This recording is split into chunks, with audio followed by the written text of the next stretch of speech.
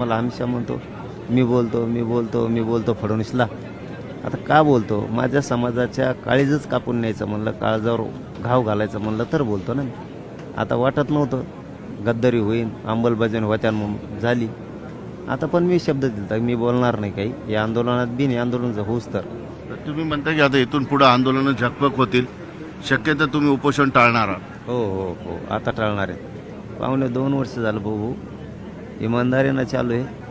प्रामाणिकपणा माझ्या समाजाच्या पायावर ठेवलेला आहे मी माझा, आणि माझा जीवसुद्धा माझ्या समाजाच्या पायावर ठेवलेला आहे पठ्ठ्यानी. मला काही सहन होतं, बेमानी सहन नाही होत. आणि फडणवीसांनी गद्दारी बेमानी फडणवीस साहेबांनी करायला नको. मी बोलणार नाही त्यांना, कारण मी शब्द दिलेला पक्का आहे, मराठ्याला शब्द दिलेला आहे मी बोलणार नाही म्हणून. यांना काहीच आंदोलन झाल्यावर सोडणार नाही हो, कारण मी मराठ्यांपुढे उघडं पडणं लय गरजेचं होतं. खरा दोषी कोण, मराठ्याचा मारेकरी कोण आहे भविष्याचा, हे समाजाला कळणं का. आता मराठ्यांचे डोळे उघडले असतील ना, बघा मायबाप मराठ्यांना बघा. वाटत नव्हतं की आपल्याशी बेमानी होईल, झाली. नाही दिलं 5 दिवस उपोषण करायची गरज नव्हती. सगळ्या मागण्याची अंमलबजावणी झाली असती, पण नाही झाली. याचा अर्थ समजून घ्या, आपला शत्रू कोण आहे. आपल्या लेकरा बाळावर कोण टपलं रे, सोन्यासारख्या लेकराचं मराठीचं वाटोळं करायला कोण निघालं. उघडा डोळे आता तरी उघडा. उपोषण हे माझ्यासाठी महत्त्वाचं नव्हतं, पण दोषी कोण आहे हे समाजासमोर उघडं पडणं गरजेचं होतं. मी की फडणवीस साहेब किंवा सरकार. मी आणखीन बोललो नाही, त्यांना वाईट बोलणार नाही. आंदोलन संपल्याच्या नंतर बोलून म्हणलेलं आहे. त्या टायमाला मनोज जरांगे ओरिजिनल पिल्लो आहे, ओरिजिनल. बेमानी करणारा सोडितच नसतं, ओरिजिनल पिल्लो आहे. मराठ्यावर अन्याय करणारा सोडितच नसतं. दादा, पुढं बघा तुम्ही काय काय होत आहे.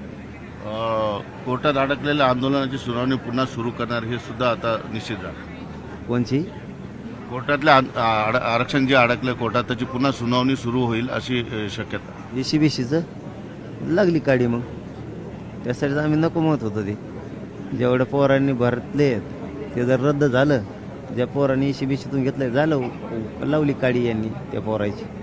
झाले आयुष्याचं राख रांगोळी. EWS घालून बसले. मी आता काही बोलत नाही. मला एकदा याच्यातून मी म्हणलो होतो ना, 25चं आंदोलन होईपर्यंत मी काय बोलणार. आणि एकदा जर मागं लागलो ना, फडणवीस साहेब आनंदावर इरजण टाकू शकतो. मनोज जरांगे तुमच्या आनंदावर इरजण टाकू शकतो. तुम्ही बोलताय संतोष देशमुख प्रकरणामध्ये सुद्धा जास्त लक्ष घालायला हवंय. लोकांचे इथलं की आंदोलन का न्याय असा काही समारंभ झाला. मला आता दुपारून थोडं कळायला लागले. थोडं सकाळी धनु ओझ बसले होते इथं देशमुख सकाळीच ना, म्हणजे आठवायला मला थोडंसं जड जातं एकदा फ्रेश होईपर्यंत. त्यांच्या डोळ्यात असं दिसत होतं की संतोष देशमुखांचा विषय मागं पडून. त्याच्यामुळे 4-5 दिवस केलं आहे. तिकडं लक्ष देणं गरजेचं आहे. धनुभाऊसाठी हे आंदोलन थांबवायला आम्ही तयार आहे, आणि आम्हाला हे करायचं बी नव्हतं. हा बघ, IBN लोकमत असतील किंवा आपले सगळे चॅनल असतील, भावा हो तुम्हाला माहिती मी खोटं बोलतो. माझी जिंदगी उभ्या संसाराची राखरांगोळी केलेली आहे पाठी. खोटं नाही बोलू शकत. प्रामाणिक उगं याच्यासाठी केलं आहे की समाजसमोर चित्र क्लिअर होणं गरजेचं होतं. दूध का दूध पाणी का पाणी होणं गरजेचं होतं. कोण मारेकरी मराठ्याच्या आरक्षणाचं कोण आहे, मी का बोलतो, का नाही बोलतो. आता ह्या 2-3 महिन्यात एक शब्द बोललो का फडणवीस साहेबाला?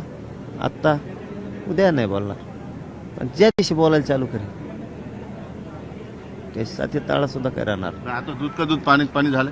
आता तर डोळे उघडायच पाहिजे मराठीने. आता महा काय दोष. मी उपोषणाला बसलो, जीव जाळतो. सगळं टांगणे लटकलं माझं आयुष्य. लेकरा बाळाचं बी टांगणेला आमचं आयुष्य लटकलं. तरी समाजासाठी मरायला भेट नाही. आता तरी समाज शहाणा झाला पाहिजे. कोणासाठी आहे माझं? समाजाचे सोन्यासारखे लेकरं, त्यांच्या काळजासाठी आहे लेकराच्या गोरगरिबाचं.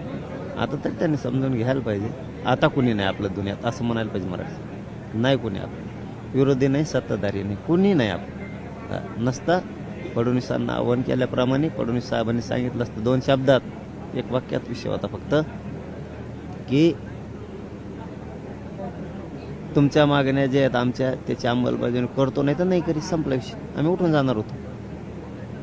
पण तुम्ही चुप्पी गपजे बसलात ना, तिथंच आमच्या लक्षात आलं तुम्ही आमच्याशी मराठ्यांशी बेमानी केली, गद्दारी केली आणि फडणवीस साहेब हे नको व्हायला होतं. तुम्ही मनं जिंकायला पाहिजे होत फडणवीस साहेब मराठ्यांची.